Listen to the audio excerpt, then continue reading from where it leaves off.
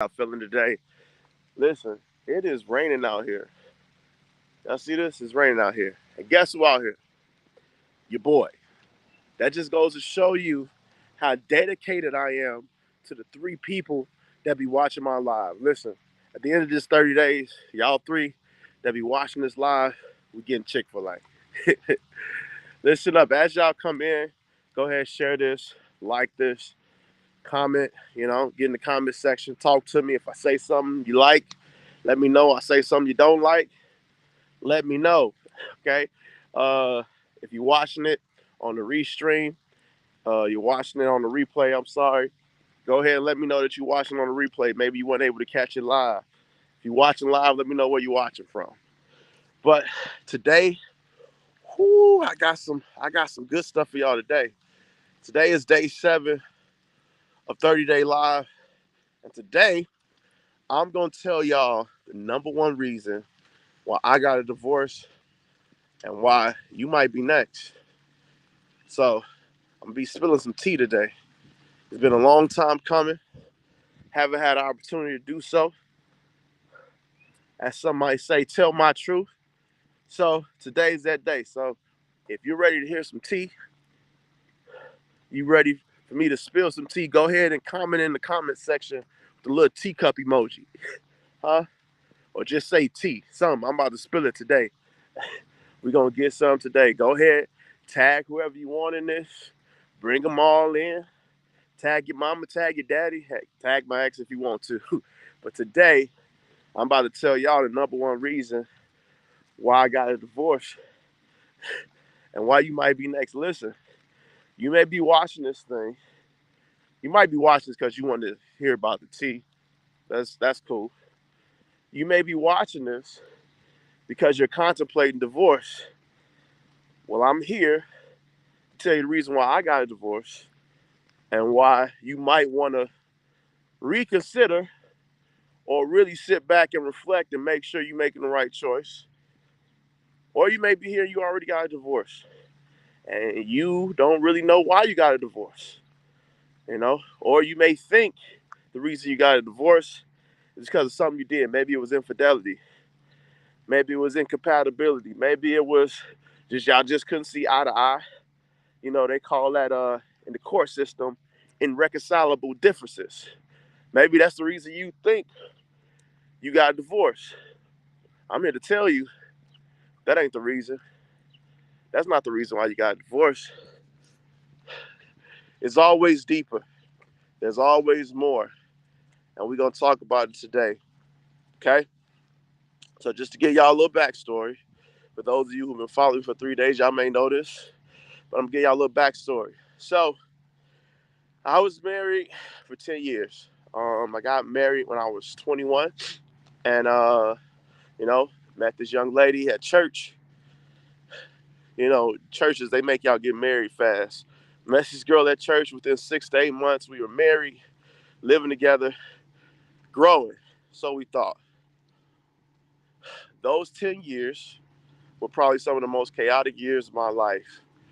Not all because of her, but because of marriage in general.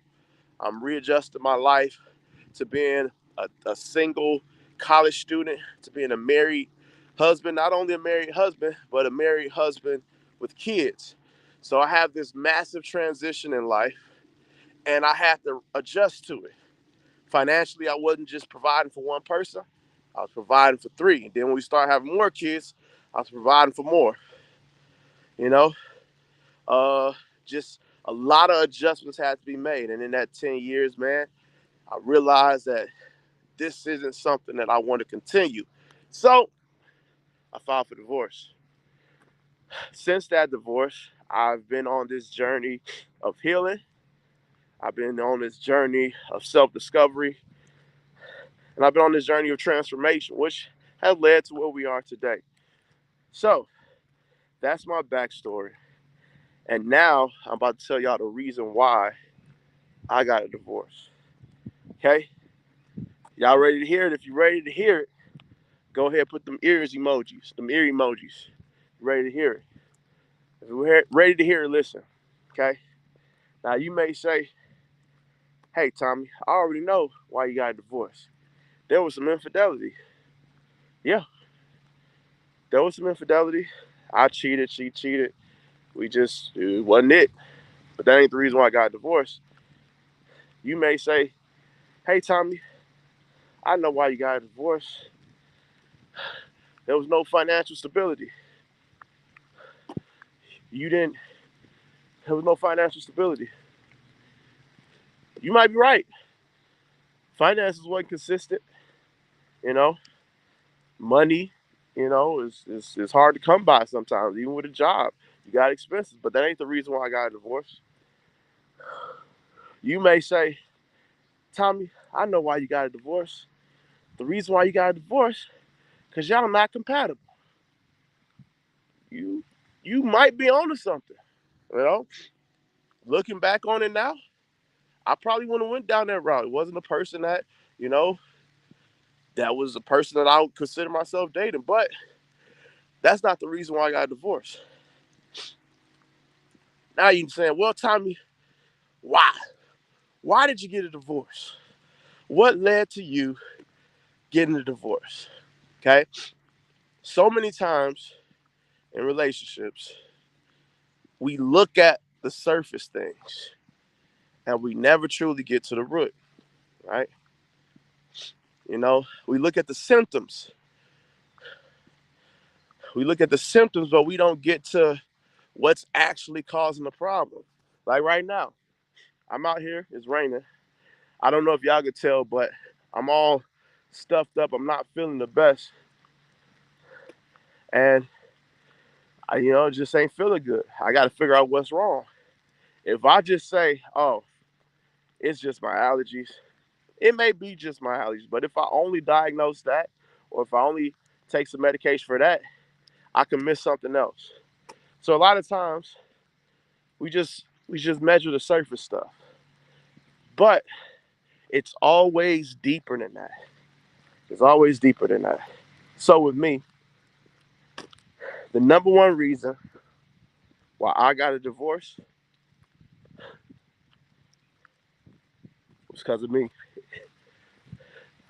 The number one reason why I got a divorce was because I had some unhealed childhood past traumas that I never addressed. That I thought that because now that I'm an adult, these things won't be issues no more. Now that I'm married, these things won't be issues no more. Let's talk about it. Growing up, I grew up in the city of Chicago, okay? South Side, Roseland.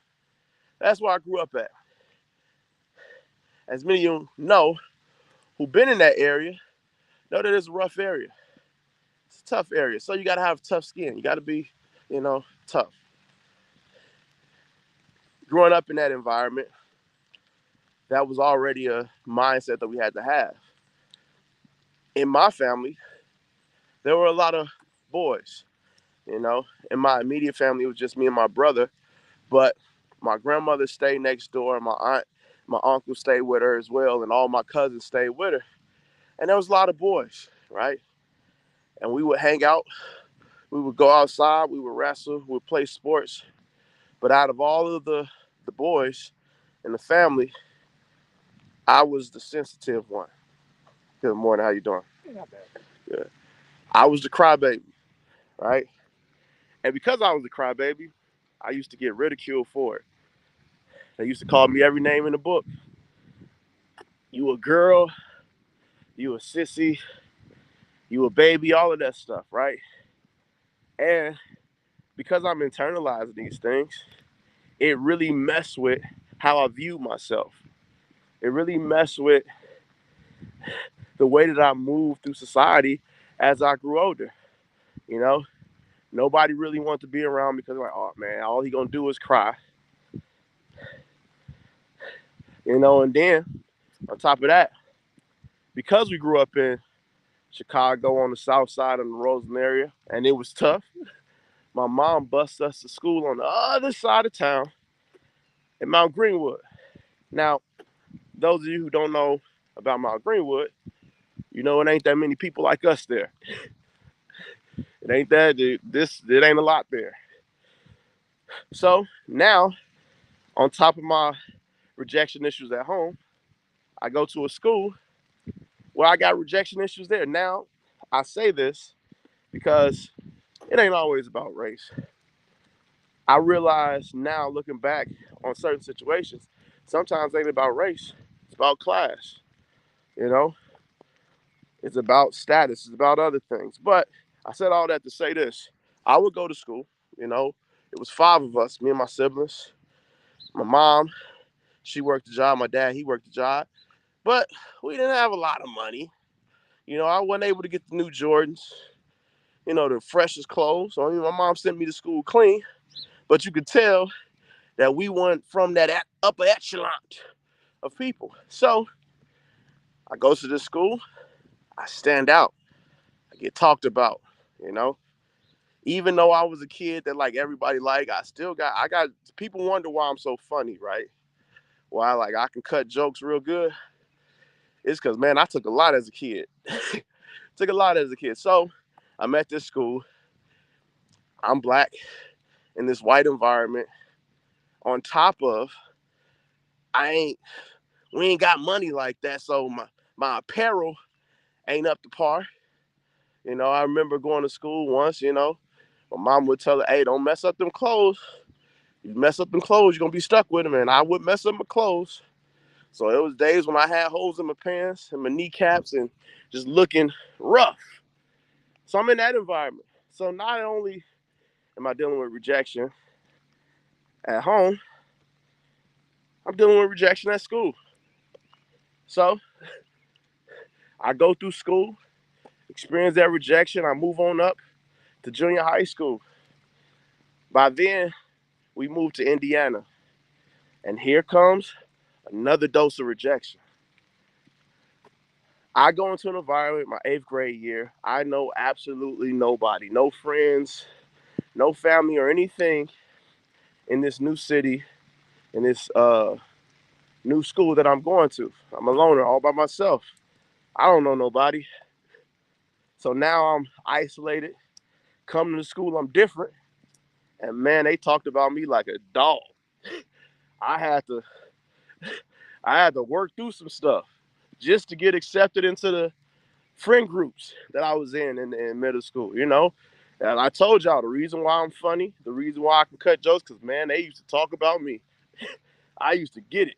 I used to try to laugh it off like it ain't hurt, but on the inside, I was hurt. But there's another dose of rejection, right? And then you think about you're moving on into adolescence, you know, puberty hitting, everybody growing stuff that wasn't there before, voices getting deeper, things dropping, you know. You go through that and you see everybody getting boyfriends, girlfriends, and all this other stuff. And you know what? I couldn't buy a woman. I couldn't buy a girl. Nobody liked me. So here's another bout of rejection, right? All of this is leading up to something. So now I have all of this rejection built in me, right? Because of this rejection, I want to be accepted. I want to be accepted, right? I want to be affirmed. I want to know that people like me. I want to know if I'm a good person. I want to know these things. So all of these things happened way before I became an adult. And becoming an adult has its own problems that you discover. You no longer are in the safety of your parents' nest. And the world ain't as nice as it looks on TV. So you got those problems, right? So here's this 21-year-old kid, because even though they consider it as an adult, I was still a kid mentally and emotionally.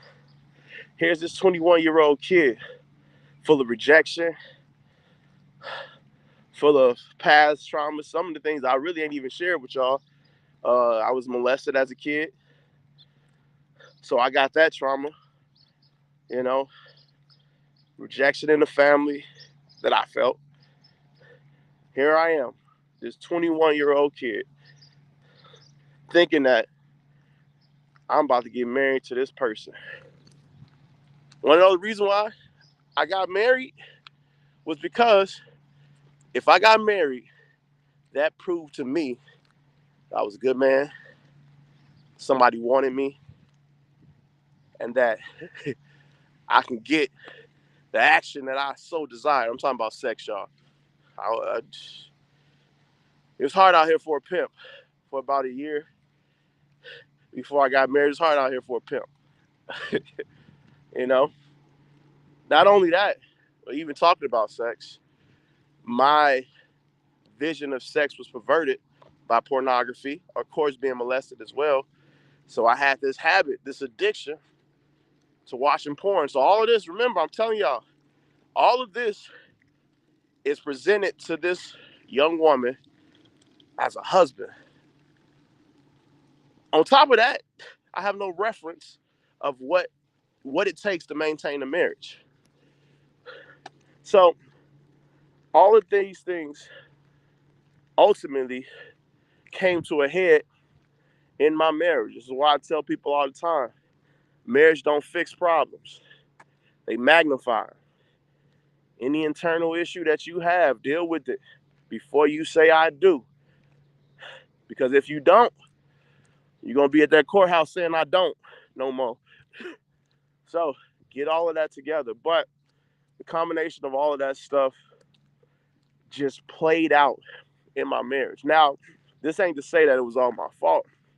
But as I taught in one of my other lives to the men that's watching this, every choice, every decision that you made, you have to own it.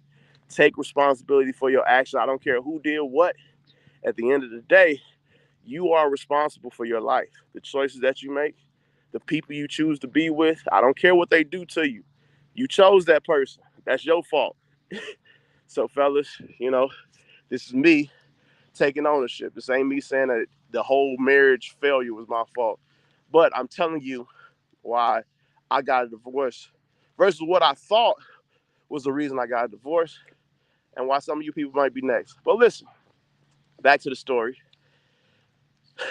So here I am in this marriage full of brokenness, full of rejection, full of sexual frustration, you know, full of uh, emotional damage, from not feeling affection as a kid. And my parents did a good job. Again, my parents are great parents. They weren't like just neglecting me. Looking back on it was more so just me figuring stuff out. But nevertheless, emotional damage, psychological damage, like I told y'all, I was molested. So I have all of this damage and I'm bringing this to my marriage. And throughout the 10 years, all of it started playing out. Throughout the 10 years, all of it started playing out. You know, my wife at the time would do things or say things that I took personal, not because they were attacked, but because I was triggered.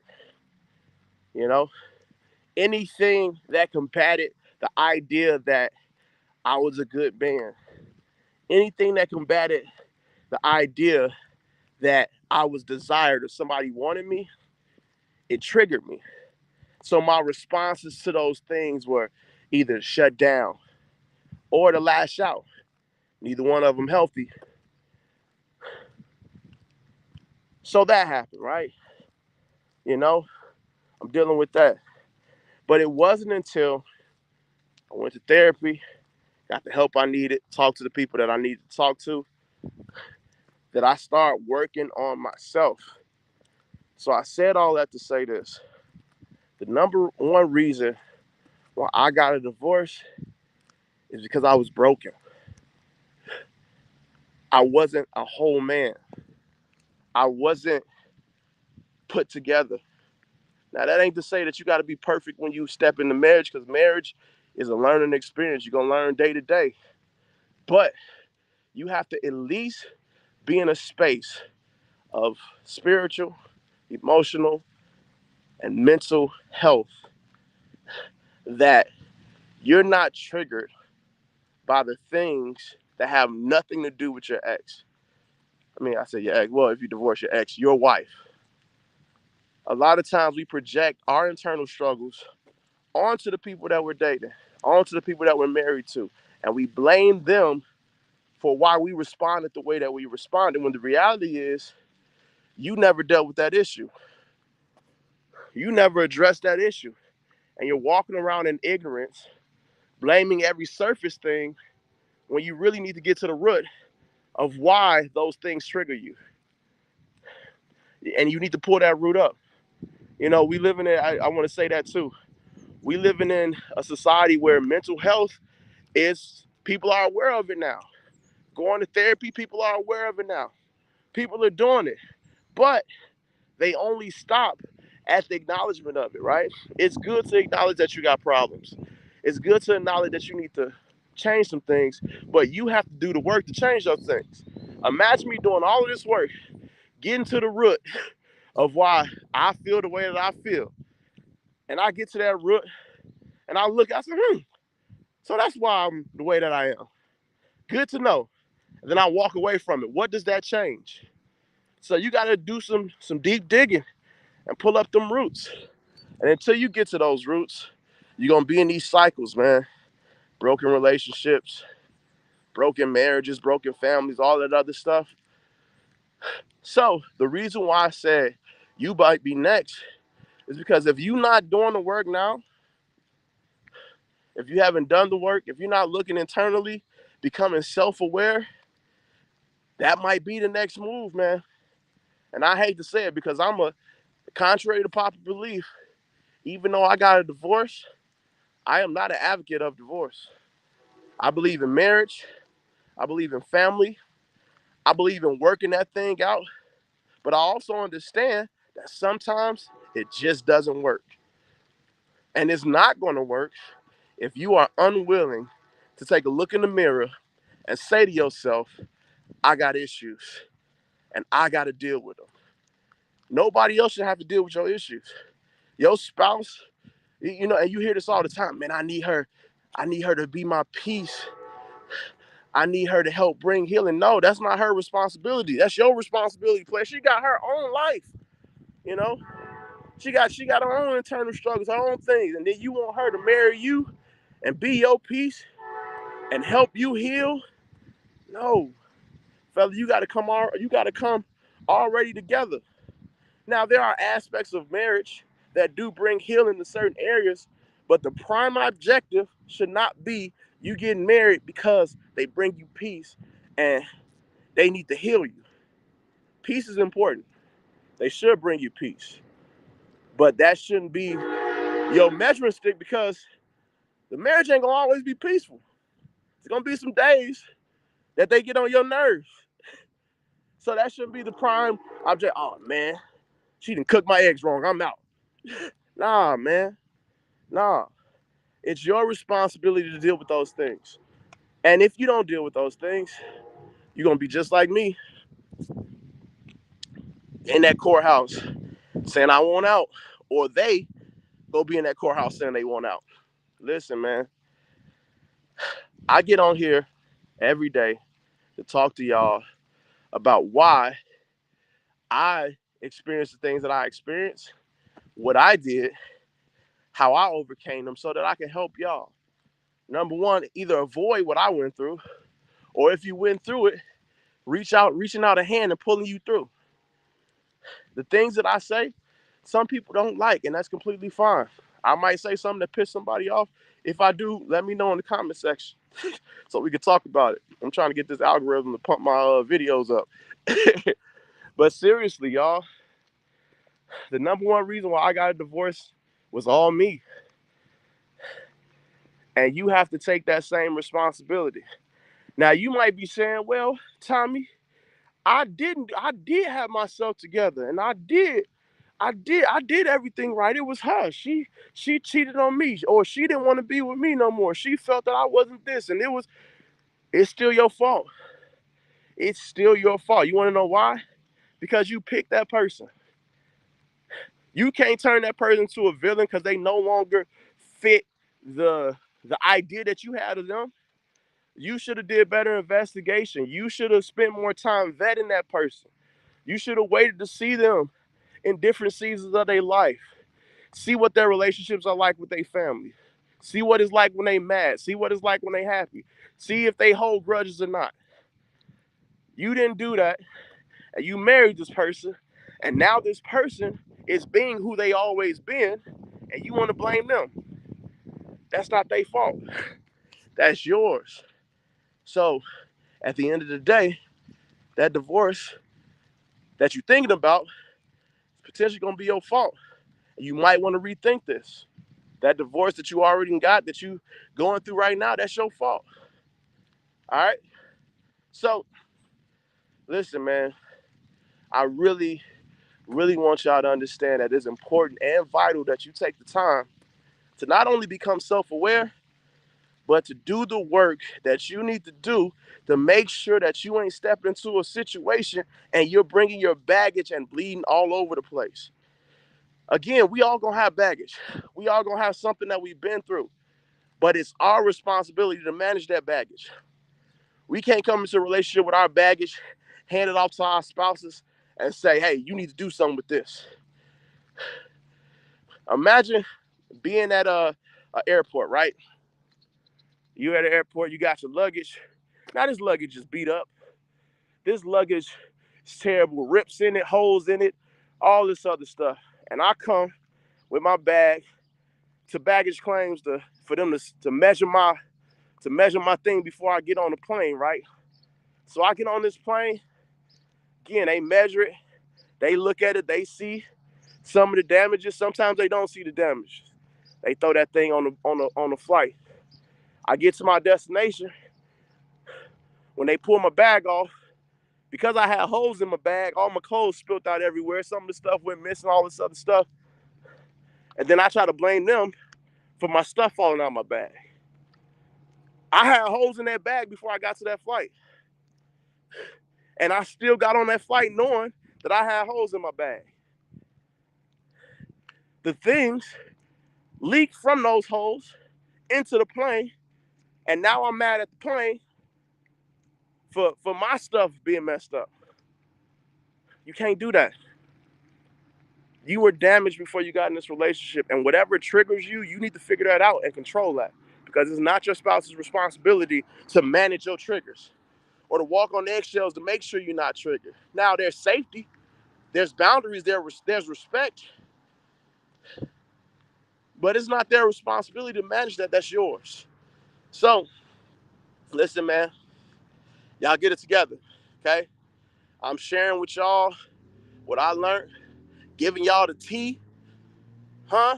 Y'all like that tea today? Y'all thought y'all was gonna get some juicy stuff, didn't y'all? Ain't nobody out here giving y'all no juicy stuff. Listen, man, go ahead, share this, like it, get in that comment section. Let's have some conversation, some dialogue. If you're watching this on the replay, let me know in the comments. Let me know where you're watching this from. If this bless you, let me know that it bless you. And I need y'all to do me a huge favor. Head over to YouTube, subscribe to my channel, follow me on social media, Instagram, Facebook, and let's engage. Let's have some more dialogue. Oh, by the way, tomorrow I'm releasing the first episode of my new podcast, The Born Again Bastard, so tune into that. Listen, I gotta go. The rain is starting to slow down. I've been out here walking for a little bit. I think I got my exercise in. I'll talk to y'all later.